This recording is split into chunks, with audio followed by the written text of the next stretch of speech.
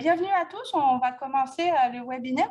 Donc, sans plus attendre, je vais présenter aujourd'hui nos invités très spéciaux, puisque c'est un webinaire où on n'a pas l'habitude d'avoir 3 conférenciers en même temps. Mais aujourd'hui, exceptionnellement, pour les bonnes pratiques de terrain, on a été avec différents organismes. Donc, on a Maxence Saint-Onge, qui est agent de recherche en équité, diversité et inclusion à l'UQAR-ISMER. Donc, c'est une de ses nombreuses casquettes, puisque Maxence travaille aussi au RQM. Pour certains, vous avez peut-être déjà eu affaire avec Maxence lors d'émissions avec le RQM. On a Anissa Merzouk aussi avec nous, qui est coordonnatrice à la recherche océanographique à Amundsen Sciences. Donc, Anissa va s'occuper de l'Amundsen. En ligne, je ne sais pas s'il y en a qui connaissent l'Amundsen ou qui vont partir prochainement avec le bateau, mais vous allez sûrement faire affaire avec Anissa. Et enfin, la dernière conférencière invitée d'aujourd'hui, mais non la moindre, Martine Lisotte, qui est coordonnatrice à la formation et à la mobilisation des connaissances à Arcticnet. Donc, sans plus attendre, je vais souhaiter la bienvenue à nos conférenciers d'aujourd'hui, puis je vais inviter Maxence à partager son écran et prendre la parole. Bonjour tout le monde, et à vrai dire, comme agent de recherche en EDI et personne ressources depuis un bon bout de temps au RQM, je suis enchanté de voir qu'il y a autant de gens présents ce midi et autant de gens présents en ligne. Je ne sais pas si c'est très facile, mais ça fait en sorte que je me vois moi. C'est très gênant, je vais me calmer. Okay. Bref, je suis très content que vous soyez tous là et que ça vous intéresse comme sujet. Je vais essayer d'y aller avec les meilleures pratiques que j'ai pu identifier dans les dernières années. Donc, ça fait déjà depuis 2018 qu'au RQM, on soutient des missions, on en organise aussi. Mon champ de connaissances s'est agrandi, je dirais, dans la dernière année avec mon poste à l'ISMER qui a fait en sorte que j'ai dû me pencher à temps plein sérieusement sur la question. Puis ça me fait vraiment plaisir de partager ces pratiques-là, ce que j'ai pu tester dans les dernières années. Mais surtout, je pense que ce que j'ai envie que vous rameniez à la maison, vous allez le voir au travers là, de la présentation, c'est que chaque cas est différent, puis que la première étape est de se poser la question et d'en parler. Alors, comme on est sur l'heure du dîner, j'ai décidé de vous présenter tout ça sous forme d'un repas 4 services. Donc, tout d'abord, en entrée, on va y aller avec qu'est-ce qu'on peut faire en termes de préparation, donc avant un départ, soit sur le terrain ou, tout ça en ce qui me concerne, des missions océanographique. Comment après ça, on passe à la mise en pratique, donc une fois qu'on est soit comme chef de mission sur le terrain avec une équipe ou à distance, mais dans tous les cas, vraiment avec un regard d'organisateur de mission. Comment après un projet terrain, on fait le suivi avec ça, comment qu'on tire des leçons, comment qu'on adresse la situation vraiment d'un point de vue EDI. Et l'emporteresse, j'ai découvert ça aujourd'hui, c'est le mot qui est accepté par la langue française pour remplacer le doggy bag. Donc, qu'est-ce qu'on ramène à la maison comme information? C'est pas ce que je veux que vous gardiez en tête après. Donc, au niveau de la préparation, si on se met avec une paire de lunettes équité, diversité, inclusion, la première des choses qu'on peut se poser dans notre équipe de travail, c'est est-ce que l'ensemble des personnes qui travaillent avec moi ont toutes les mêmes opportunités, se voient offrir les mêmes opportunités d'aller sur le terrain. Des fois, on a des angles morts, il y a des personnes qui sont plus discrètes ou que leur projet de maîtrise, de doctorat ou même parfois c'est des projets de premier cycle n'incluent pas du temps terrain, mais c'est important de consulter puis d'échanger avec l'entièreté de son équipe parce que peut-être que même si d'un premier regard, on aurait l'impression que certaines personnes ne sont pas concernées, bien, ça peut quand même les intéresser. Et c'est une façon de se montrer équitable, de déjà juste se poser la question puis d'en parler parce que des fois, systématiquement, c'est les mêmes personnes à qui on n'offre pas toutes les opportunités.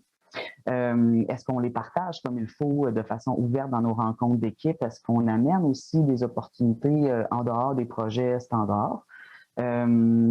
Est-ce que comme personne responsable dans l'équipe, j'assume que certains individus qui ne sont pas intéressés faut pas l'assumer. Hein, on l'offre quand même, puis on questionne. On peut se questionner aussi sur les expériences passées des gens. Des fois, on ne connaît pas l'entièreté d'un background d'une personne. Il y a souvent des parcours atypiques, puis on peut se retrouver avec des personnes qu'on ne savait pas dans notre équipe, mais qui ont une bonne expérience terrain, puis qui peuvent être des personnes ressources intéressantes là, pour des projets en mer ou autres. Aussi, pour réfléchir quand on envoie une équipe sur le terrain ou en mer, est-ce qu'il y a des relations d'autorité entre les personnes ou même des relations, des impressions d'autorité. Donc, des fois, on n'a pas l'impression qu'en envoyant, admettons, un étudiant au doc avec une étudiante à la maîtrise, bah, ces deux étudiants, il n'y a pas d'enjeu de relation d'autorité là-dedans. Mais non, il peut quand même y avoir cette impression-là pour certaines personnes qu'il y a ça. Donc, quand ça arrive, ce qui est important, c'est de nommer puis d'être clair dans nos attentes par rapport au rôle, responsabilité de ces personnes-là. Donc, juste, c'est des petites questions qu'on se pose en amont, finalement, avant la mission. Quand on est rendu vraiment à l'organiser, à la planifier, donc là, de mon point de vue, plus on parle d'enjeux EDI ouvertement, plus on diminue les chances et les risques d'avoir des angles morts. Donc, on ne sait pas tout dans l'EDI, là, et chaque situation est différente, est particulière à une équipe, un contexte, un domaine.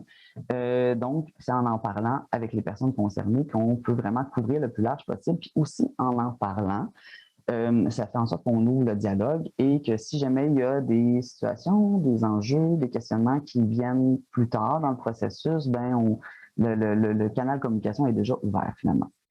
Donc, première chose, donc dans nos rencontres pré-émission, on a toujours des ordres du jour, fait qu'on l'ajoute, on dit un point EDI, puis on en parle. On commence par nommer les choses qu'on a considérées, puis on demande une rétroaction des membres de l'équipe à savoir si eux ont pensé à autre chose. Dans les choses qu'on peut considérer à l'avance, là, il y a le choix des repas, donc est-ce qu'il y a des exclusions alimentaires? Est-ce qu'il y a des gens qui sont végétariens, etc. Donc, ça fait partie des règles générales. On réfléchit à la répartition des chambres, à l'accessibilité, à des services sanitaires. Donc, juste un petit exemple, là, c'est déjà arrivé que dans le cadre d'une mission, il y a de l'accompagnement sur des petites embarcations. Bien, il n'y a pas de toilettes sur les petites embarcations. Fait que si on considère qu'on s'en va passer 6 à 8 heures sur un petit bateau sans toilette, ben, réfléchir à comment s'aborder, qu'est-ce qu'on amène à bord, puis comment c'est nommé à bord, tout cet enjeu-là. Voilà, donc un dialogue, c'est la première étape en termes de préparation avec l'équipe. Ensuite, il y a d'autres volets là, plus spécifiques. Là. Je vais vraiment là, juste survoler la question des communautés autochtones parce que ce n'est pas un champ de compétences qui est très, très développé pour moi. C'est d'abord s'assurer que si c'est quelque chose qui nous intéresse ou si on travaille déjà avec les communautés, de s'assurer que tous les membres de notre équipe qui vont aller travailler sur le terrain aient reçu des formations appropriées. Si on a des doutes, on demande de l'aide. Par exemple, à l'UQAR, on a je ne me souviens plus de son titre exact, mais c'est genre coordonnatrice aux affaires autochtones, Marie-Émilie Lacroix. Donc, qui peut quand même répondre à certaines de nos questions. Et j'ai rajouté dans le doute reporté, c'est que si on se sent pas bien préparé, si on n'est pas certain qu'on a toutes fait les choses dans les bonnes étapes, vaut mieux attendre. Ça veut peut-être dire que notre projet n'est pas assez mature en ce sens-là. Donc, c'est ma seule parenthèse par rapport aux communautés autochtones, mais ça se résume à assurez-vous d'être bien préparé.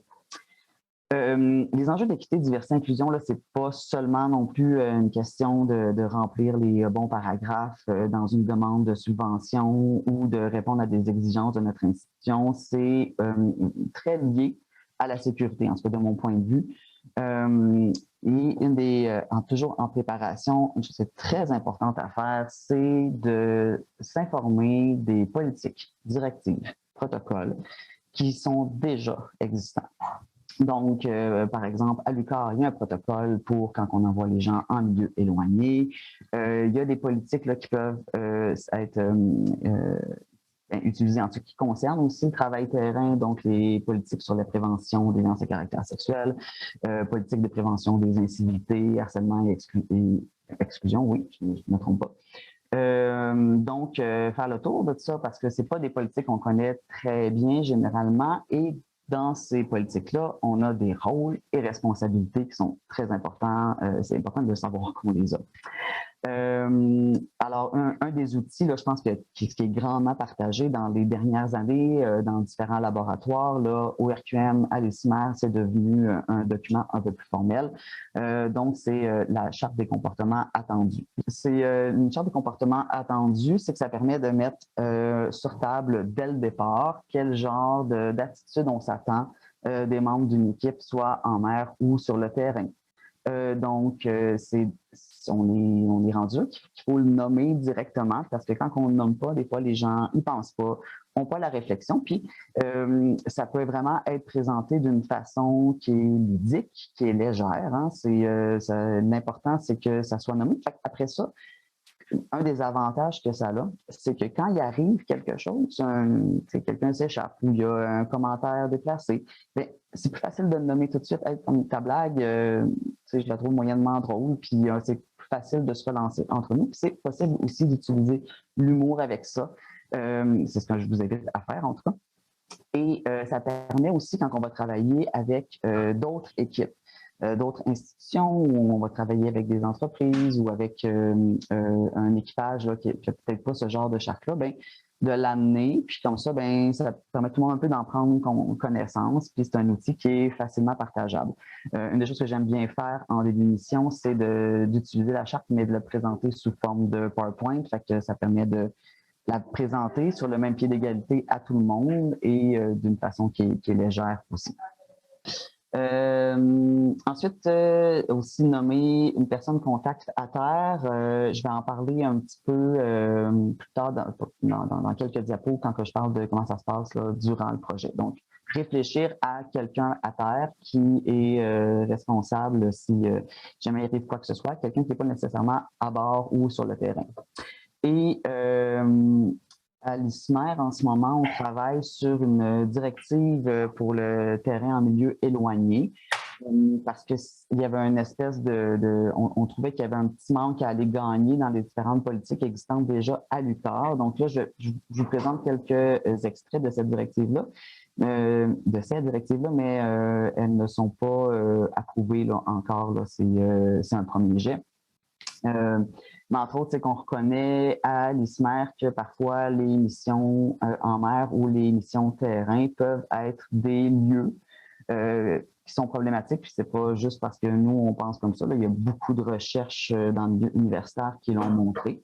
Donc, une des premières choses qu'on demande, c'est que quand on envoie des gens sur le terrain, que ce soit minimalement en équipe de 3. Puis ça, c'est une question de sécurité aussi. Que si jamais, pour différentes situations, là, 3, c'est pas possible. Là, on est très conscient que c'est pas toujours réaliste. Surtout que je sais que là, en ce moment, je ne vous vois pas, mais il y a des profs de l'ISMER dans la salle. Faites-vous-en pas, là, tout ça est en discussion et va vous être présenté à l'Assemblée institutionnelle. Mais quand c'est pas possible, ben, des dérogations sont tout à fait possibles en avisant et en consultant Guillaume à ce sujet-là. Mais l'important, c'est qu'il faut quand même que ça respecte les protocoles de l'UQAR. Ensuite, on demande aussi que la charte de comportement entendu soit partagée, justement, je vous l'ai nommé tantôt, là, ou d'autres équipes de recherche qui ne viendraient pas nécessairement de l'ISMER. S'assurer que tous nos membres de l'équipe aient les formations nécessaires pour aller en milieu éloigné. Et ensuite, il y avait aussi que si jamais il y a des tentes, des chambres à partager, qu'à moins d'un consentement vraiment très clair, on s'assure d'associer ensemble les personnes du même genre. Globalement, c'est du gros bon sens, mais des fois, ça a besoin d'être rappelé, d'être nommé, puis ça peut être quelque chose qui est utilisé quand on travaille avec d'autres institutions ou d'autres regroupements. Ensuite, on passe au menu principal. Donc, on retient que en entrée, on en parle et on s'informe. C'est ce qui est retenu là.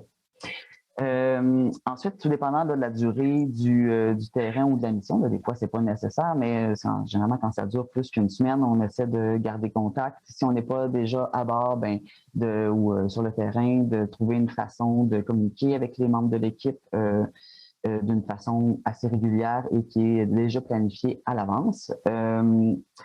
Ensuite, s'assurer que les procédures et personnes de contact soient connues de tous les membres de l'équipe. Donc, qu'est-ce qu'une personne de contact en équité, diversité, inclusion? C'est que des fois, dans une dynamique sur le terrain, une dynamique à bord d'un bateau, c'est difficile d'aborder des sujets ou des enjeux liés à l'EDI. Donc, à ce moment-là, moi, j'invite une bonne pratique à avoir une ou des personnes ressources à terre que les personnes sur le terrain ou en mer peuvent contacter pour dire, ah ben, il s'est passé quelque chose, puis ben, genre, j'ai pas envie d'en parler plus qu'il faut dans l'équipe, mais j'ai comme besoin de ventiler, ou est-ce que c'est quelque chose qu'on peut faire avec ça, ou comment je pourrais aborder le sujet. Donc, c'est d'avoir cette espèce de ressources-là. Tu sais, je pense surtout si c'est des missions qui durent un certain temps, ou si c'est vraiment des milieux très isolés. Donc, peut-être avoir cette considération-là à planifier à l'avance. Et dans la mise en pratique, je vous invite vraiment à être créatif et à utiliser l'humour parce que des fois, on a l'impression que c'est des enjeux, ça peut avoir l'air lourd, mais ça n'a pas besoin de l'être. Ça dépend vraiment de comment est-ce qu'on le présente. Ensuite aussi, une des choses que j'ai observées dans les dernières années, c'est quand on a une équipe qui n'ont pas tous la même langue d'usage, donc s'assurer de transmettre les informations importantes généralement, c'est l'anglais et le français. Donc, ça se fait que tout le monde a compris. Puis, des fois, d'aller relancer là, les personnes dont la langue d'usage n'est pas nécessairement celle qui est dans l'équipe ou à bord pour être vraiment certain que tout le monde a eu la bonne information puis que les personnes se sentent bien puis qu'il n'y a pas de malentendu qui pourrait être dommage puis qui pourrait comme pas nuire, mais diminuer le niveau de satisfaction de cette personne-là dans son projet de recherche. Dans tout le monde qui vont sur le terrain, qui vont sur les missions, ils sont là parce qu'ils ont envie de faire la recherche, ils ont des projets, ils ont envie de s'investir, c'est des chances uniques. Fait on a envie que tout le monde se sente bien.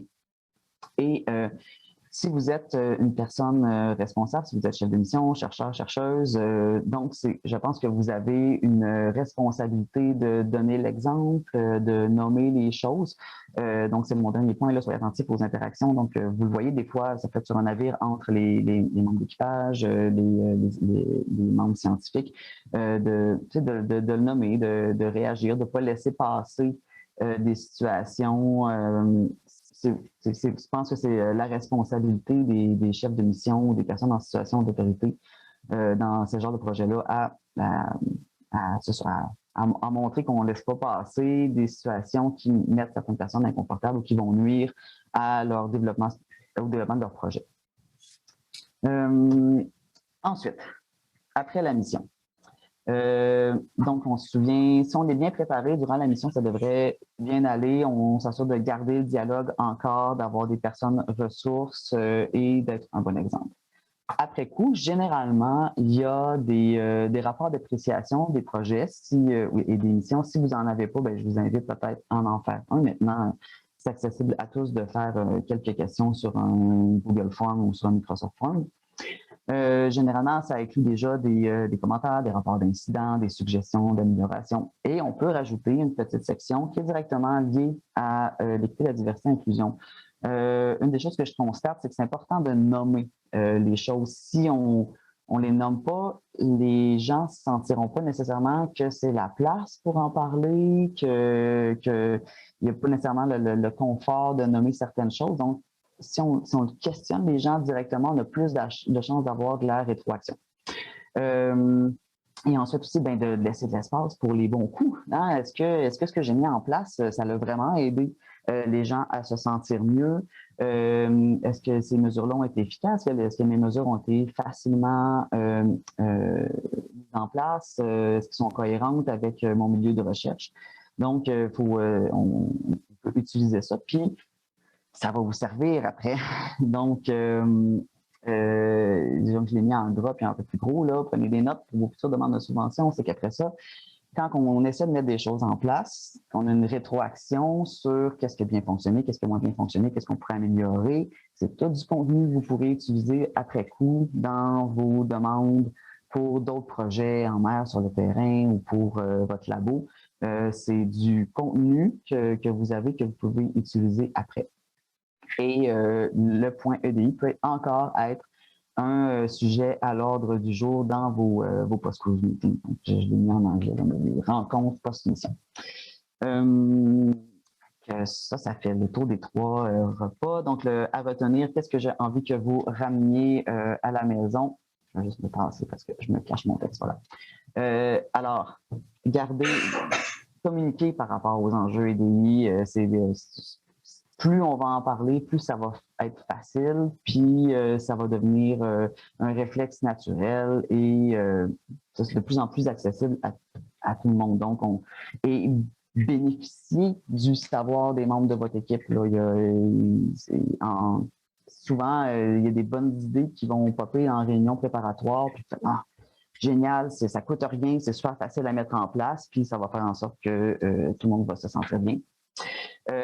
Ensuite, informez-vous. Vous avez des responsabilités, vos institutions vous demandent d'avoir certaines responsabilités, donc c'est important de les connaître et de ne pas se faire prendre après coup, de faire face à des situations problématiques, faire comme « Oh non, je ne savais pas que j'étais obligé de faire ça avant de déclarer des informations. » Donc, vraiment, faites vos devoirs à ce sujet-là. Gardez un canal de communication ouvert avant, pendant, après. C'est vraiment la clé. Et demandez de la rétroaction. Après, ça va vous servir. Donc, je pense que ça fait le tour de ce que j'avais envie de vous partager ce midi. Bien, merci beaucoup, Maxence. Est-ce qu'il y aurait des questions dans la salle ou en ligne? Olivier, tiens, tu as levé la main. Merci pour l'initiative et merci également pour cette belle présentation. OK. Ma question est de savoir, pour quelqu'un qui n'est jamais monté à bord d'un bateau et c'est pour la première fois, à quel moment, lors de la préparation, il va insérer les nouvelles connaissances sur le comportement en bateau, d'après votre présentation? Merci beaucoup. C'est une bonne question, Olivier. Donc, évidemment, là, ça dépend du responsable de l'équipe. Je ne sais pas qui vous envoie à bord, là, si c'est directement votre superviseur ou si c'est partie d'un projet qui est plus vaste. Idéalement, c'est quelque chose qu'on parle en réunion préparatoire. Généralement, pour un terrain ou une mission, il y a quelques réunions préparatoires, donc c'est un point qui devrait être nommé avant. Et moi, personnellement, j'aime quand, une fois à bord, souvent la première journée, ou dans les 2 premières journées, il y a tout comme la mise en place des labos, on fait un tour de familiarisation, puis généralement, il y a une première réunion scientifique où les participants sont informés de qu'est-ce qui va se passer à bord, c'est quoi donc, c'est pas tout le monde qui est au même niveau de la connaissance du plan de mission. Est-ce qu'il y a des modifications qui ont été apportées? Et généralement, ça devrait, de mon point de vue, là, je ne suis pas là pour vous dire quoi faire, mais de mon point de vue, ça devrait être là que c'est un bon rappel des comportements attendus. Merci beaucoup. Plaisir. Moi, j'avais une petite question. Comment fait-on pour s'assurer que tout le monde va adhérer? Mettons, si dans ton labo, on met une charte en place de bons comportements attendus sur le terrain, comment on fait pour s'assurer que tout le monde y adhère pleinement? C'est par le dialogue ou… En fait, très simple, là, si les gens ne la signent pas, on retire les fonds de recherche. Non, c'est pas vrai. Il n'y a pas de façon Astrid de pouvoir s'en assurer. Puis en plus, de mon point de vue, là, si on parle d'équipes de recherche, de profs, de professionnels de recherche, tout le monde est conventionné là, dans le sens où on a des conventions collectives. Et puis, on ne peut pas comme imposer une nouvelle chose, mais par contre, il y a la charte des comportements attendus est quand même minimalement associée à des politiques institutionnelles. Donc, par exemple, si quelqu'un ne respecte pas la charte des comportements attendus, ça commence drôlement à ressembler à un enjeu avec la politique de prévention des incivilités de l'UQAR. Donc, si quelqu'un qui décide de ne pas la lire, ça lui appartient, mais a des comportements ou des propos qui vont directement à l'encontre de la charte, les personnes en situation d'autorité ont la responsabilité de dénoncer via la politique d'incivilité. Puis à ce moment-là, c'est l'université qui va réagir. Bon, là, je vais faire une parenthèse et je vais me limiter vraiment à ce que je connais de l'UQAR parce que je ne connais pas pour les autres institutions. Mais l'UQAR, par la politique de prévention des incivilités et la politique de prévention des violences à caractère sexuel, si une personne en relation pédagogique ou d'autorité avec des étudiants, des étudiantes est témoin ou confident de situations problématiques, donc là, qui peut s'associer à des mauvais comportements, et dans l'obligation de dénoncer au Bureau de la protection de la personne, donc le BPI, il y a une adresse courriel à l'UQAR. Et à ce moment-là, normalement, face à cette dénonciation-là, et là, on ne parle pas de plainte, là. On parle juste d'informer le BPI qu'il y a eu des comportements problématiques. Normalement, c'est et je me souviens plus son titre, je crois que c'est vice-recteur aux affaires étudiantes, David Ouellette, qui va entrer en contact avec la personne qui aurait eu des propos ou des gestes déplacés et qui va intervenir en représentant l'université. Donc, globalement, c'est ça le chemin à suivre. C'est sûr que sur le coup, comme chef de mission, comme responsable d'une équipe, on peut réagir tout de suite en disant « Est-ce que tu viens de me dire ça n'a pas de bon sens? Je te demanderais de ne plus répéter ça. » Ou de faire attention à comment tu abordes le sujet. Ou je peux comprendre que, on peut être nuancé aussi, c'est pas tout le monde qui va avoir ouvertement des propos problématiques, mais des fois, c'est des situations qui sont un peu comme dans une zone de gris. Bien, juste d'en parler, faire comme « Hey, là, je vois qu'il y a peut-être de l'inconfort » ou comment est-ce que je pourrais améliorer les choses. Fait qu'on peut l'adresser soi-même. Mais si après ça, il y a vraiment, ta question, c'est comment on s'assure que tout le monde applique la charte, ben c'est que si tu ne l'appliques pas, tu vas tomber dans d'autres politiques ou d'autres directives institutionnelles qui vont pas mal moins le fun. D'accord. Ben, merci beaucoup, Maxence. Le temps file. Donc là, on va passer à notre conférencière suivante, Anissa Merzouk d'Amundsen Sciences. Anissa, je t'inviterai à partager ton écran, s'il te plaît. Merci pour l'invitation à présenter ce qu'on fait en EDI à bord de l'Amundsen. C'est tout nouveau pour nous. On est encore en train de mettre en place notre plan d'action qui a été élaboré l'automne dernier. Donc, merci encore là, de faire ce webinaire. C'est une excellente idée là, avant le début de la saison de terrain de faire le point là, sur comment ça se passe sur les différentes plateformes et infrastructures de recherche dans le Nord. Mon nom, c'est Anissa Merzouk. Je suis la coordonnatrice de la recherche océanographique à bord de l'Amundsen. Ce que ça signifie, c'est que je m'occupe à la fois de la planification des opérations scientifiques, mais aussi de tout ce qui est des informations logistiques et pour les participants qui viennent à bord. Donc, je suis comme la personne ressource contact avec, de façon naturelle là, avec les participants qui viennent à bord. Donc, l'Amundsen est en fonction depuis 2003. C'est un navire de la garde côtière qui est utilisé pour la science 3 à 4 mois par année. Depuis 2003, il y a beaucoup de programmes scientifiques, d'équipes qui sont venus à bord du Canada, mais de tous les pays aussi, là, plus de 25 pays. Essentiellement, ce sont des gens des universitaires, mais on a aussi des programmes gouvernementaux. On est très fiers là, de tous les accomplissements qu'on a fait au fil des années. Donc, une expédition à bord de l'Amundsen, c'est bien sûr des opérations scientifiques autant sur le pont qu'en laboratoire. Le navire est complètement équipé pour tous les types de recherche, que ce soit sur les communautés de plancton dans l'océan, sur l'atmosphère, sur les fonds marins. Donc, il y a des équipes de recherche là, de tous les horizons multidisciplinaires qui viennent à bord. L'expédition Amundsen, c'est aussi une aventure humaine. Donc, à bord en tout temps, tout au long de la mission scientifique, il y a 80 personnes, 40 membres de l'équipage de la garde côtière et 40 scientifiques. Donc, c'est comme un petit village là, où tout le monde est à bord dans le même bateau, comme on dit. La garde côtière est une partie intégrante de toutes les opérations scientifiques. Il nous aide avec tout ce qui est navigation, déploiement des équipements à partir des ponts. Tout ce qui se fait en Zodiac, en hélicoptère, en barge scientifique, c'est aussi la garde côtière qui s'en occupe. Donc, ils sont vraiment là, partie intégrante de l'équipe scientifique quand on est à bord en mode science. Donc, Amundsen Sciences, c'est aussi toute une équipe de soutien à la recherche. Donc, on a toute une série de gestionnaires et de professionnels là, qui vont à bord pour supporter les opérations scientifiques.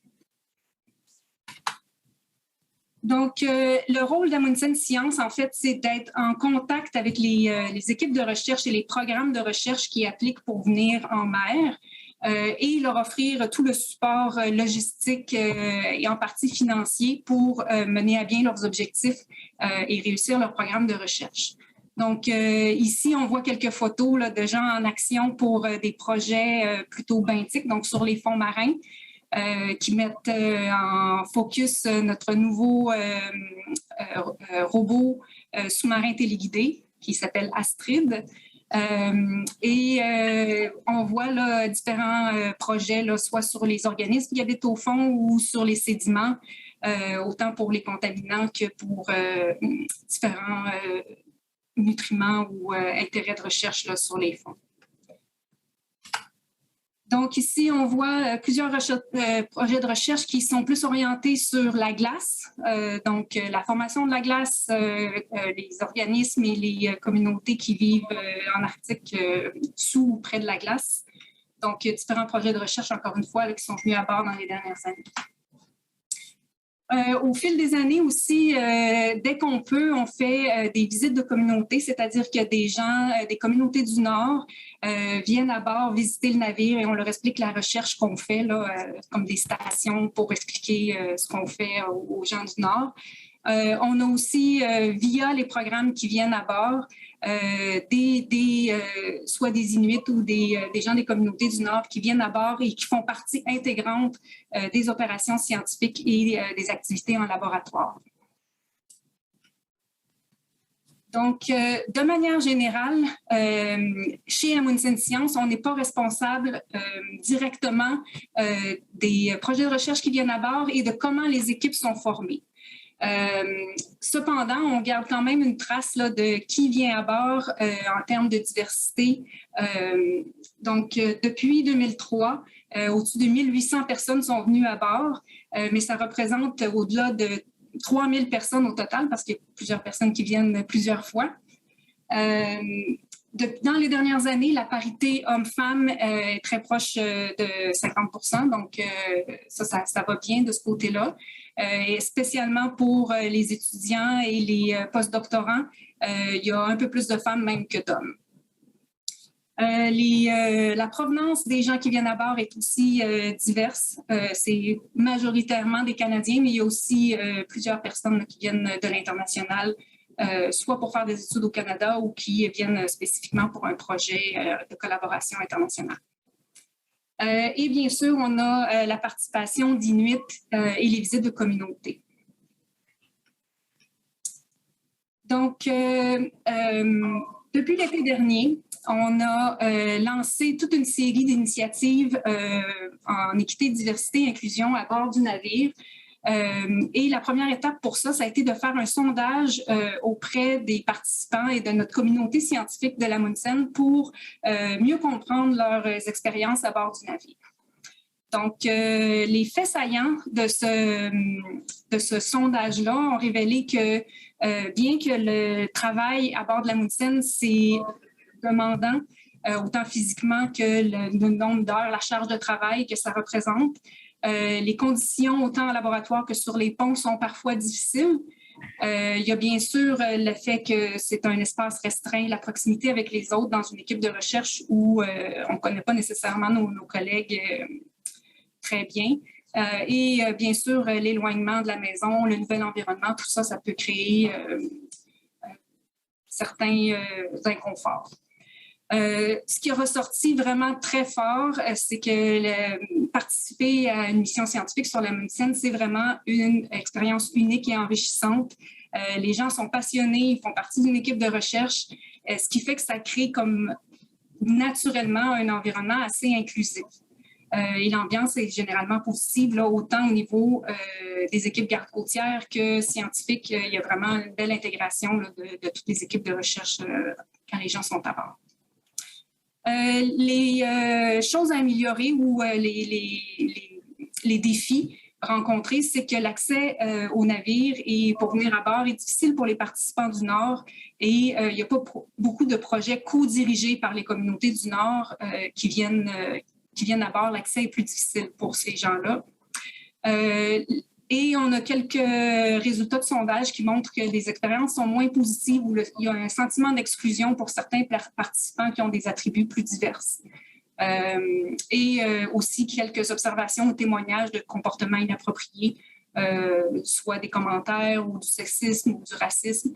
Donc, bien qu'on a une base assez solide, on a du travail pour bien s'assurer que l'environnement à bord de l'Amundsen est diversifié et inclusif. Donc, suite à ce sondage-là, on a élaboré un plan d'action EDI en partenariat avec un consultant. Et on a créé, pour mettre en place ce plan d'action-là, un comité EDI chez Amundsen Sciences qui inclut à la fois des gens d'Amundsen Sciences, mais aussi des scientifiques et des membres de la garde côtière. On a eu notre première réunion en mars dernier. Au niveau des applications de temps de navire, les projets co-dirigés avec les communautés du Nord vont pouvoir avoir un support accru à partir de 2023, si tout va bien financièrement pour Amundsen Sciences. Nous sommes aussi en discussion avec la garde côtière pour faire des initiatives conjointes, c'est-à-dire qu'autant au niveau de la formation que de l'information, aux gens qui viennent à bord, que ce soit du personnel navigant de la garde côtière ou des scientifiques, on puisse faire des interventions ensemble. On fait aussi plusieurs efforts de diversification de notre communauté. Ça, c'est essentiellement de l'information, puisque au niveau des équipes de recherche et des programmes de recherche, on peut faciliter, mais on n'a pas le contrôle sur qui vient à bord directement. On est aussi en discussion là, pour être signataire du Code de conduite de la recherche arctique ou nordique, là, qui est en préparation avec ArcticNet, EPEX et d'autres organisations. On met en place notre propre charte de comportement attendu à bord et on a toute une série d'initiatives de sensibilisation ou d'information pour nos participants qui vont venir à bord. Entre autres via notre site Internet, via notre documentation de santé-sécurité. On va mettre à jour les présentations de vie à bord là, qui sont au début de chaque leg ou à chaque début de mission. On va mettre en place aussi toute une série de formations en EDI pour notre personnel chez Amundsen Sciences, mais aussi pour les chefs de mission et pour tous les participants scientifiques qui veulent en savoir plus là, sur l'EDI et comment la mettre en place à bord. Et il y a une nouvelle initiative par la Garde côtière canadienne sur Cultural Awareness qui va donner un peu plus d'informations sur les communautés culturelles, les communautés dans le Nord. Et à ce niveau-là, les scientifiques vont pouvoir participer à ces formations-là. Donc, le code de conduite ou la charte de comportement attendu va essentiellement être une série d'énoncés que les gens vont pouvoir être en accord avec. Donc, c'est essentiellement que l'Amundsen est un milieu de travail et que les gens vont s'engager à s'acquitter de leurs tâches et de leurs responsabilités avec professionnalisme. Ils vont adhérer aux procédures de santé et sécurité dans le cadre de leurs activités scientifiques, vont bien gérer leurs relations interpersonnelles de façon à promouvoir le bien-être de tout le monde à bord et l'harmonie dans le groupe à bord, être vigilant aux comportements discriminants et harcèlement. Puis encore là, juste de définir ces comportements-là, c'est un pas dans la bonne direction. Avoir un bon jugement là, pour tout ce qui est consommation d'alcool et bien sûr les drogues sont défendues à bord. Et respecter la vie privée des autres, autant à bord en personne qu'en ligne dans les médias sociaux. Donc, l'objectif principal pour la mission qui s'en vient, qui va débuter en septembre cette année, c'est d'avant tout de créer un environnement sécuritaire pour que les gens puissent identifier et rapporter les comportements inacceptables. Autrement dit, d'être capable de les identifier puis de savoir quoi faire si ils sont témoins ou victimes de ces comportements-là. Donc, l'information présentée va être disponible facilement. La réunion de début de leg de vie à bord avec le chef de mission et toutes les équipes scientifiques va maintenant va inclure ces notions-là de EDI. Et il va aussi identifier toutes les personnes contacts à bord et à terre et les ressources pour quoi faire en cas d'incident ou de comportement inacceptable. Donc, en termes de personnes contacts à bord, il y a bien sûr le chef de mission qui est une personne ressource là, qui est là pour s'assurer que tout le monde, le bien-être de tout le monde est rempli. La garde côtière a aussi un officier médical à bord en tout temps. Et cet officier-là peut agir comme en santé mentale et pas juste en santé physique. Donc, c'est possible pour les scientifiques d'aller en consultation avec cette personne-là pour parler d'un événement ou de sentiments. De façon naturelle aussi, à bord de l'Amundsen, il y a comme un système de mentors où il y a plusieurs scientifiques qui ont de l'expérience à bord, qui peuvent chapeauter ou aider des nouveaux participants, des nouveaux étudiants à bien s'intégrer ou à bien naviguer le nouvel environnement qui est l'expédition à bord. Ce qui fonctionne bien aussi et qui se fait naturellement, c'est un genre de body system, c'est-à-dire que 2 étudiants ou 2 personnes peuvent se surveiller l'un l'autre ou simplement dire tu sais, j'ai remarqué cette interaction-là, ça me semble un peu limite ou inacceptable. Qu'est-ce que tu en penses? Autrement dit, d'avoir quelqu'un là, qui est aussi à l'affût pour superviser les interactions ou les comportements. Les personnes contacts à terre, ça va bien sûr être moi de façon naturelle, comme je m'occupe du pairage des cabines et que je suis une personne ressource de façon naturelle pour les participants. Et bien sûr, il y a toute une série de services, dépendamment des universités, des institutions, d'où viennent les participants, là, où ils peuvent appeler ou se confier. En termes de résolution et de recours, on va aussi mettre en place là, toute la procédure pour faire des plaintes ou rapporter des incidents. Possiblement aussi, on va offrir une place où ça va être possible de parler de façon sécuritaire pour la personne, là, soit en termes de médiation pour essayer de résoudre l'incident ou le problème à bord. C'est possible de demander un changement de cabine si la personne qui pose problème ou les 2 personnes qui posent problème sont en cabine. C'est possible de modifier le plan de cabine. Et bien sûr, ça peut aller jusqu'à un avertissement des réprimandes écrites et même débarquer quelqu'un si le problème ne peut pas se résoudre à bord.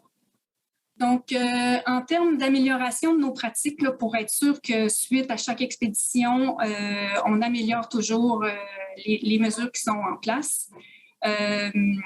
On est en train de mettre plusieurs documents clés et notre site Internet en version multilingue, donc anglais, français et inuktitut. On met à jour tous nos manuels de santé-sécurité, notre plan de gestion. On met en place des formations pour aider les participants qui sont intéressés à en savoir plus sur EDI puis les mesures en place sur le navire. Et on a aussi des indicateurs de performance EDI maintenant qu'on acquiert via le sondage des participants à la fin de chaque leg.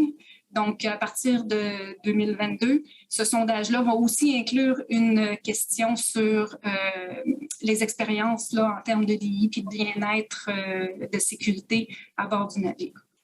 Et on va faire aussi un sondage EDI annuel plus largement avec ciblé des questions là, au niveau des EDI pour les participants avec des entrevues possiblement même. Donc, tout ça, ça s'en vient. 2022 est officiellement notre première année où on va mettre en place ces mesures-là.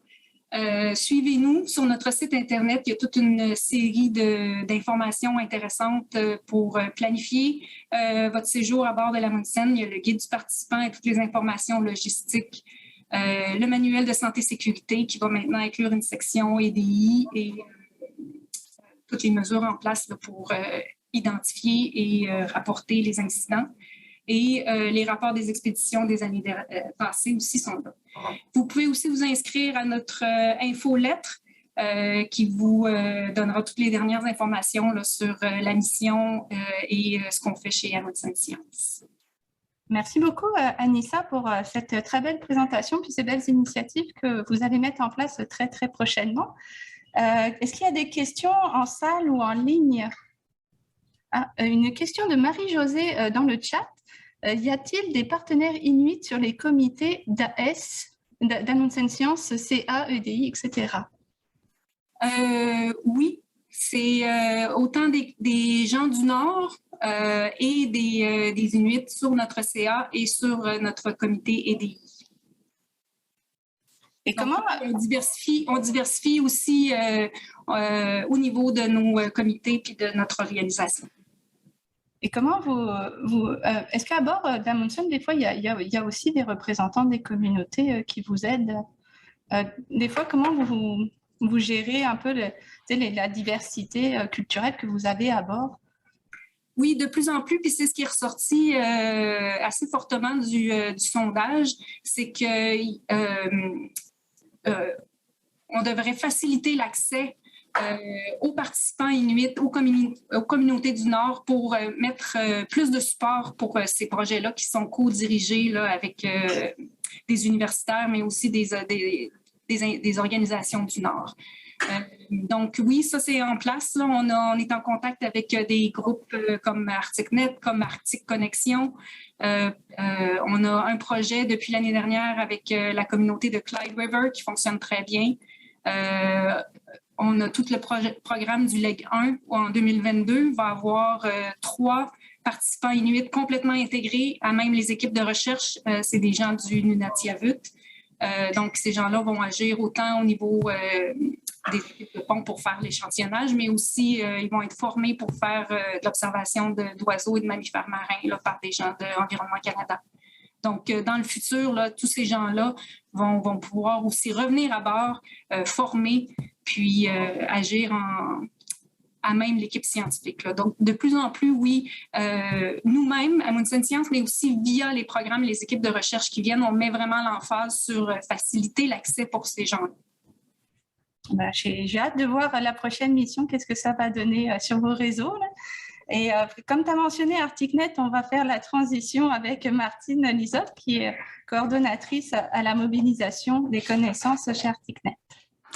Ça me fait vraiment plaisir d'être ici pour partager avec vous les notions puis les ressources quant à la conduite éthique de la recherche en milieu nordique qui sont disponibles chez ArcticNet. Je dis merci à Maxence et à Anissa pour avoir fait un excellent tour de table. De mon côté, je vais parler aujourd'hui des meilleures pratiques pour devenir et rester des alliés dans le Nord et où trouver les ressources pour vraiment établir des relations qui sont saines puis qui sont équitables, qui vont non seulement soutenir votre recherche, mais aussi la faire rayonner. Donc, les diapositives de la présentation aujourd'hui sont en anglais, mais je vais vous parler en français. Et avant de débuter, je voulais prendre un moment pour vous dire que je me trouve présentement dans la ville de Québec, qui est le territoire traditionnel et non cédé des Hurons-Wendat, un peuple que je reconnais en tant que gardien des terres et des connaissances traditionnelles. Donc, aujourd'hui, on va faire un tour d'horizon des différentes ressources chez ArcticNet qui sont mises à la disposition des membres. Je vais parler du Fonds de formation à la recherche éthique, de plusieurs ressources qui sont disponibles entourant l'EDI, donc une stratégie qui est propre à ArcticNet, les indicateurs de performance, les webinaires également, toute une série de webinaires. Le code de conduite qu'Anissa a mentionné un petit peu plus tôt pour la recherche dans l'Arctique, qui est un partenariat avec beaucoup d'organisations. Les initiatives en cours pour une ligne d'assistance téléphonique. Et je vais aussi mentionner quelques ressources qui ne font pas partie des initiatives ArcticNet, mais qui sont quand même intéressantes dans le cadre de ce webinaire. Donc, la première chose que Maxence a d'ailleurs mentionné, qui est très, très importante, c'est de s'informer. On comprend bien aujourd'hui qu'une des choses primordiales avant de se rendre dans les communautés nordiques, c'est de se sensibiliser à la culture et à la notion aussi de savoir autochtone. Il existe souvent cette idée erronée là, que la science valide les autres formes de savoir, mais il faut garder en tête que le savoir autochtone doit être respecté à part entière et mis au même niveau que la science en termes de sa valeur. Donc, on sait que pendant des décennies, beaucoup de chercheurs et d'étudiants sont allés dans le Nord sans préparation, sans formation de sensibilisation culturelle. Donc, c'est vraiment essentiel de comprendre le contexte historique, la réalité culturelle et également socio-économique des peuples autochtones pour mieux apprécier les différences puis comprendre le contexte dans lequel on va s'intégrer lorsqu'on va faire nos recherches dans le Nord. Les formations qu'on offre servent d'abord à réaliser qu'on a tous des biais inconscients et c'est normal. Et elles nous permettent aussi, ces formations-là, de briser des préjugés qui sont systémiques. C'est malheureux, mais ces préjugés-là appartiennent pas qu'au passé. Encore aujourd'hui, il y a certains traumatismes intergénérationnels et ce n'est pas toutes les communautés qui vont réagir de la même façon face à de nouvelles collaborations. Donc, il faut réaliser que la sensibilisation culturelle et la conduite éthique font partie intégrante de la formation en recherche nordique. Et c'est d'ailleurs pour cette raison-là que vous êtes ici aujourd'hui. Et je vous félicite parce que vous reconnaissez l'importance de la formation avant de se rendre sur le terrain. Donc, tous les membres de la communauté ArcticNet qui travaillent avec des partenaires autochtones, qui se rendent dans le Nord pour leur travail sur le terrain, sont invités à suivre des séances de formation sur la sensibilisation et la recherche éthique avec les Autochtones. Donc, c'est un fonds qui couvre jusqu'à 200 $ par personne pour des frais d'inscription au cours en ligne. Vous pouvez trouver plus d'informations et le lien pour appliquer sur ce fonds précis sur notre site web sous la bannière formation, ici training en anglais. Et on offre présentement ou on propose présentement 8 cours différents. Je montre ici quelques exemples, par exemple Indigenous Awareness Canada, la formation Sierra de l'Université Laval. Mais il est possible de sortir de ce cadre-là s'il y a une formation qui vous paraît opportune. À ce moment-là, il faut d'abord valider avec nous avant de faire la formation, simplement pour vous assurer des équivalences de cette formation-là dans le cadre de notre offre de fonds. Et sur cette même page-là, tout en bas, outre les documents là, pour appliquer sur le fonds de formation en recherche éthique, vous allez également trouver des documents de référence, reference files. Je vous invite à les consulter. Je ne vais pas toutes les énumérer ici, mais il y a entre autres un guide d'éthique de l'Assemblée des Premières Nations sur la recherche et les connaissances autochtones. Il y a un plan stratégique de recherche autochtone, une boîte à outils, des principes de recherche dans un contexte autochtone, etc. Donc, des ressources très intéressantes pour aller chercher l'information en fonction aussi de la région que vous allez visiter. Les façons de faire ne sont pas toujours les mêmes.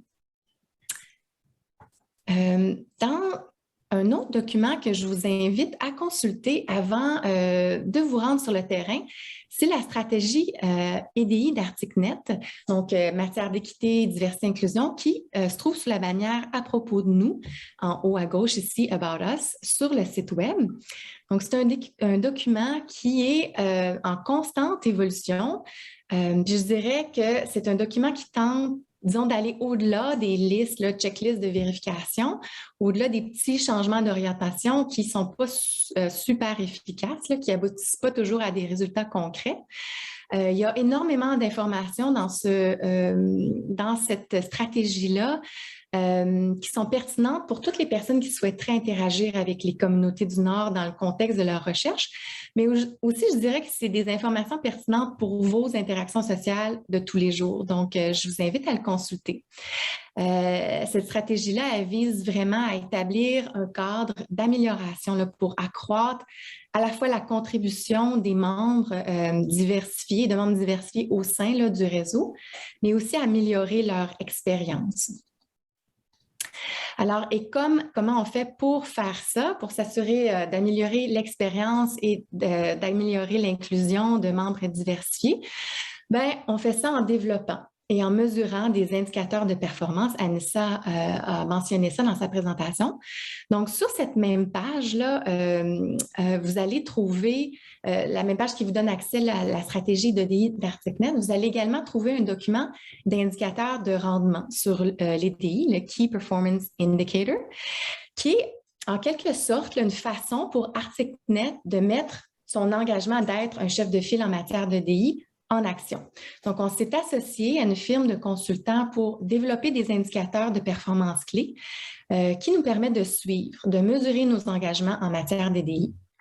Donc, après plusieurs consultations, un peu de la même façon qu'Amundsen Science a procédé, là, on a fait des consultations, des séances de discussion et on a fait une grande analyse documentaire là, des meilleures pratiques, puis on a finalement présenté les résultats du travail en juin de l'année passée. Et si ça vous tente d'en savoir un petit peu plus sur ces indicateurs de performance, mais que vous n'avez pas nécessairement envie d'en faire la lecture, là, je vous invite à regarder la vidéo de présentation qui se trouve sur le site web. C'est une façon agréable là, de s'informer.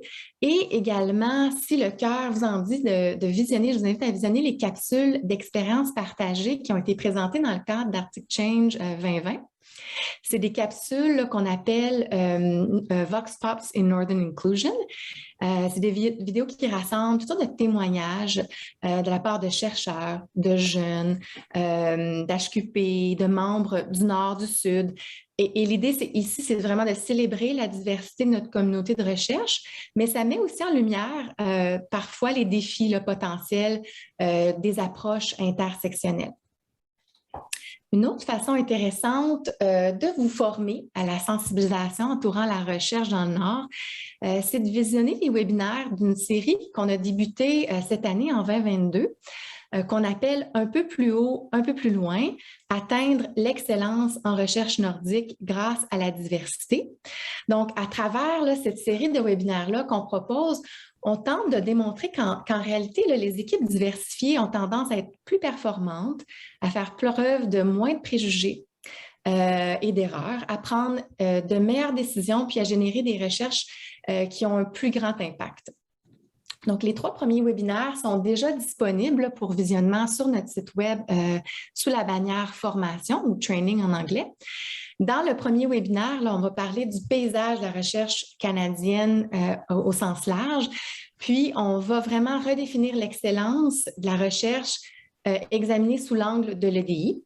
Dans un deuxième webinaire, on discute des impacts de l'identité et de l'appartenance sur l'inclusion dans nos groupes. Donc, qu'est-ce que le fait de ne pas être en mesure d'apporter notre pleine identité peut avoir comme impact dans notre inclusion dans un groupe de recherche? La troisième présentation s'attarde à l'alliance, l'idée d'être des alliés, donc sous toutes les facettes, là, et on va proposer dans ce webinaire-là des ressources qui sont fondées sur des preuves. Qu'est-ce qui fonctionne? Et enfin, je vous invite tous à vous inscrire au 4e webinaire là, sur l'EDI dans un contexte de recherche nordique qui va avoir lieu ce vendredi 20 mai de 13h à 14h, heure normale de l'Est, sous le titre « Exemple d'EDI réussi, des cas inédits qui dépassent les pratiques habituelles et inspirent le changement ». Donc, on va voir des cas réels de changement positif. Donc, vous êtes tous bienvenus, tous et toutes bienvenus. Et en parlant de changement positif, Anissa en a parlé. ArcticNet dirige présentement l'élaboration d'un code de conduite pour la recherche en Arctique qui vise spécifiquement le travail sur le terrain dans les sites éloignés et aussi la recherche sur les navires. Donc, on est conscient qu'il existe beaucoup de complexité là, associée au travail sur le terrain dans l'Arctique et que des cas d'inconduite peuvent se produire. Donc, c'est pour ça qu'on a développé ce code de conduite là, pour discuter spécifiquement à la fois de la sécurité individuelle sur le terrain, mais aussi la sécurité culturelle. Donc, par sens, vraiment mis l'emphase sur le terme sécurité, je suis tout à fait d'accord, c'est une notion importante. Donc, le code est basé sur d'autres codes de conduite là, qui ont déjà été publiés, y compris ceux de APEX, AVI, British Antarctic Survey, NSF, Interact. Donc, on n'a pas réinventé la roue, là, mais l'idée, c'est qu'on a rassemblé toutes ces informations-là dans une place, dans une seule et même ressource. Et il y a plus de 19 partenaires nationaux et internationaux qui participent actuellement à cette initiative conjointe. Donc, le document comme tel va être rendu disponible sous peu. On va vous tenir au courant là, via nos partenaires, nos infolettres et les médias sociaux. Dans le document, vous allez trouver des liens vers des formations puis des directives pour travailler dans les territoires autochtones. Donc, je ne vais pas énumérer tout ce qui est écrit ici là, dans les sections de suggestions de formation et de lignes directrices parce que vous pourrez tout trouver en détail là, lorsque le code va être publié. Mais en gros, les thèmes abordés là, sont les comportements généraux, les interactions au sein des équipes, les inconduites sexuelles, la recherche avec les communautés autochtones sur leur terre, y compris là, les notions de protection de l'environnement, abus d'alcool, drogue, liste de comportements inacceptables et processus de signalement. Et parlant de processus de signalement, ArcticNet travaille présentement à mettre sur pied une genre de ligne téléphonique de support qui constituerait vraiment un environnement sécurisé, indépendant et complètement confidentiel là, qui serait destiné aux personnes qui ont soit juste des questions, soit des questions ou qui sont victimes d'harcèlement ou de discrimination pour leur permettre d'obtenir des conseils, de l'orientation, des ressources, par exemple, sur les prochaines étapes là, vers la résolution d'un conflit ou d'un défi là, qu'un individu pourrait vivre.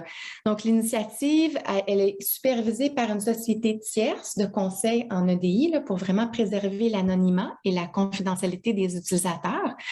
Donc, la ligne n'est pas encore officielle, mais si tout va bien, elle devrait l'être cet été. Donc, il va de soi là, qu'on va vous tenir au courant pour la suite. Maintenant, rapidement, parce que je sais que le temps file, là, j'aimerais vous proposer d'autres initiatives qui ne viennent pas d'ArcticNet, mais qui sont vraiment intéressantes aussi.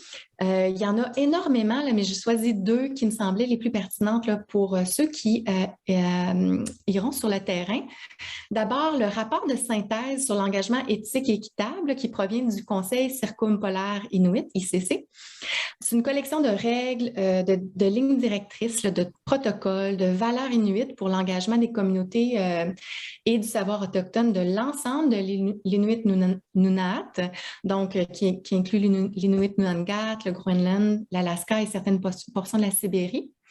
Donc, vous pouvez trouver ce rapport-là directement sur le site d'ICC ou sur le site d'ArcticNet. Il se trouve sous la bannière à propos de nous dans la section EDI. Et une dernière initiative, celle d'Interact. Donc, Interact, c'est un projet d'infrastructure qui se trouve sous les auspices de ScanNet. C'est un réseau circumarctique qui compte actuellement 89 bases terrestres de terrain un peu partout dans l'hémisphère nord, surtout. Interact cherche spécifiquement à renforcer là, les capacités de recherche et de surveillance là, dans l'Arctique, puis a récemment offert un guide qui vise à réduire les impacts de toutes sortes du travail de terrain en Arctique.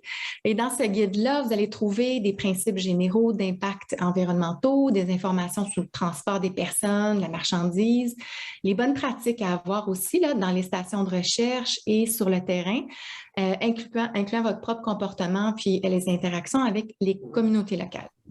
Donc, je m'arrête ici. C'était quand même assez dense et touffu, là, mais j'en profite pour remercier Québec Océan pour l'invitation aujourd'hui. Merci aussi à tous les participants qui sont en ligne aujourd'hui et sur la version enregistrée plus tard. Là, votre présence ici démontre vraiment votre intérêt là, à travailler éthiquement avec vos partenaires du Nord. Puis je vous invite à communiquer avec moi là, si vous avez des questions sur les ressources disponibles chez ArcticNet. Merci beaucoup, Martine, pour cette très belle présentation. Vous avez vraiment beaucoup d'outils à ArcticNet, beaucoup de ressources disponibles. Est-ce qu'il y a des questions dans la salle, en ligne? J'ai une question de Gwenaëlle du public. Gwen, je vais te demander de peut-être te rapprocher un peu du micro. Bonjour, j'ai une question pour toi, Martine. Donc, je comprends qu'il y a possibilité d'avoir une aide financière pour que nous ou nos étudiants ou les personnes qu'on envoie dans le Nord, ça peut être des agents de recherche comme des étudiants, comme des profs, puissent avoir une aide financière pour faire des formations. C'est bien ça? Exactement. est-ce qu'on doit être affilié à un projet ArcticNet pour bénéficier de ces formations-là, ou est-ce que dans le cadre de d'autres projets que financés par ArcticNet, on peut aussi bénéficier de ça?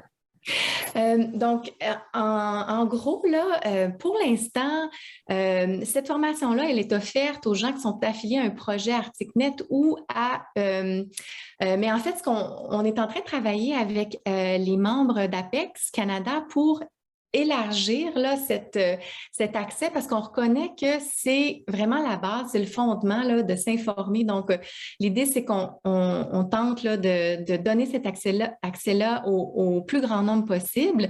Et je dirais qu'officiellement, pour l'instant, c'est encore les membres ArcticNet et leurs partenaires. Mais en réalité, là, toute université qui est affiliée avec ArcticNet pourrait bénéficier de ce fonds de formation-là. Et la liste des universités affiliées à ArcticNet, elle est très, très, très grande. Donc, je vous invite à vérifier, là, soit auprès de nous directement là, pour voir si votre université est affiliée avec ArcticNet. Donc, c'est une façon là, de peut-être bénéficier là, de cette formation-là. Et on est présentement là, en train de développer un MOU là, avec Apex là, pour étendre là, la portée de cette formation. Puis sais-tu si les étudiants qui ont des bourses pour partir dans le Nord, les bourses PFSN, j'avais cru comprendre que sur ces bourses-là, ils ne pouvaient pas prendre leur formation, tout ce qui est formation. En sais-tu plus? En tout cas, moi, j'étais partie avec cette idée-là, mais sais-tu si ces bourses-là, à moins quelqu'un dans la salle ou quelqu'un en Zoom, là, je ne sais pas s'il y a quelqu'un de cette communauté-là ou de cet organisme-là, s'ils peuvent aider, parce que ça fait partie de la formation, mais nos universités sont frileuses finalement à offrir ça, ne serait-ce que secourisme en région éloignée. Là, on doit nous-mêmes le prendre sur nos financements, mais le CRSNG et le FRQ non plus ne prennent pas ça en compte. Donc là, on cherche des moyens. On a nos réseaux qui peuvent nous aider. Là, ArcticNet, c'est super. Mais sais-tu si dans ces bourses-là, ils en discutent, ça, de cette forme, que nos étudiants, avant de partir, doivent avoir des formations et qui pourraient être pris sur ces bourses-là? Je ne pourrais pas te répondre là, pour PFSN là, spécifiquement. Je ne connais pas leurs directives, leurs règlements. Je ne sais pas. Mais c'est peut-être quelque chose qu'on peut ouvrir là, comme dialogue là, chez ArcticNet puis voir si... Mais je ne pense pas que l'un n'empêche l'autre, là, mais... Ouais. Non, ça va ensemble. Oui, exact. Mais effectivement, c'est tout à fait la base, là. Donc, de pouvoir offrir ces formations-là au plus grand nombre, c'est là vers où on veut aller, là. Donc, de notre côté, c'est ça, comme je disais, là, notre intention, là, c'est de vraiment assouplir là, les règlements par rapport à ça pour inviter le plus grand nombre là, à participer à ces formations-là. Puis on a beaucoup pour l'instant, on a comme 8 exemples là, ou 8 offres, là, mais on est ouvert aussi. Là, si quelqu'un a fait une formation qu'il a trouvée excellente, là, on est très ouvert là, à étendre le fonds là, à d'autres types de formations. Là. Merci. Merci à vous trois. Là, c'était très enrichissant et ça nous fait du bien avant de partir sur le terrain, d'avoir ces rappels-là. J'ai une question, Martine, qui m'intrigue avec la ligne téléphonique d'écoute. Comment ça peut fonctionner, cette chose-là? Est-ce que c'est pendant les périodes de terrain seulement ou est-ce que c'est toute l'année? Est-ce qu'il y a plusieurs répondants qui prennent les appels en ligne? Est-ce que c'est en plusieurs langues, etc.? C'est une excellente question. On est encore en développement, puis j'ai pas toutes les réponses pour l'instant. À savoir, je crois là, que ça va être ouvert à l'année longue et c'est un service payant. Là, donc, oui. Donc, en fait, en réalité, là, s'il y a des organismes qui sont intéressés à se joindre à nous, là, on vous invite là, à communiquer avec nous pour étendre cette offre-là à vos membres aussi. Là. Mais c'est ça, c'est un service que nous, on paye. Et donc, il y a vraiment là, des gens dédiés. Là. Donc, ce n'est pas les gens d'ArcticNet là, qui vont répondre au téléphone. C'est vraiment des gens là, qui sont formés pour la chose. Là. Puis au niveau de la langue? Ah, au niveau de la langue, j'imagine que ça va être offert en français et en anglais. Au-delà de ça, je ne crois pas là, que ça va être offert tout pour l'instant. C'est peut-être quelque chose vers lequel on voudra tendre, là, mais pour l'instant, là, je crois anglais, français. Là, mais je peux valider, là, c'est encore en développement, là, c'est en gestation. D'accord, merci. Bienvenue. C'était une très belle présentation. J'espère que vous êtes maintenant parés pour vos terrains. Puis on attend de vos nouvelles sur le terrain d'ailleurs pour cet été, pour qu'on puisse partager sur nos réseaux. On vous invite à nous suivre encore sur les réseaux pour notre prochain webinaire qui aura lieu le 9 juin, qui est en collaboration avec Centro. Et n'oubliez pas aussi, Martine Lisotte a parlé d'un webinaire EDI d'ArcticNet qui est ce vendredi. Donc, allez sur la page d'ArcticNet pour avoir plus d'informations. Je remercie beaucoup nos conférenciers et conférencières d'aujourd'hui pour vraiment ces très belles présentations et ces beaux outils que vous nous avez donnés. Merci encore et à très bientôt.